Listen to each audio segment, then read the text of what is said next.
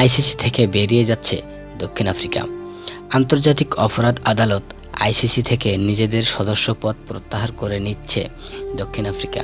দেশটি জাতিসংঘকে চিঠি দিয়ে তার সদস্যপদ প্রত্যাহারের প্রক্রিয়া শুরু করতে বলেছেন। দক্ষিণ আফ্রিকার বিচারমন্ত্রী মাইকেল মাথুয়া বলেছেন, আফ্রিকায় এই ধারণা প্রতিষ্ঠিত যে আইসিসি আফ্রিকার নেতাদের নিশানা করে শাস্তিমূলক রায় দিয়ে থাকে। গণহত্যা এবং যুদ্ধ অপরাধের দায়ে আইসিসির তালিকাভুক্ত আসামি সুদানের রাষ্ট্রপতি ওমর আল বশির গত বছর আফ্রিকায় একটি সম্মেলনে যোগ দেন। সেখানে তাকে গ্রেফতারের জন্য দক্ষিণ আফ্রিকার সরকারকে নির্দেশ দেয় আইসিসি। তবে দক্ষিণ আফ্রিকা বশিরকে দেশে পাঠিয়ে দেয়। ওই ঘটনার জের ধরে দক্ষিণ আফ্রিকা আইসিসি থেকে বেরিয়ে আসার সিদ্ধান্ত নিয়েছে বলে মনে করা হচ্ছে।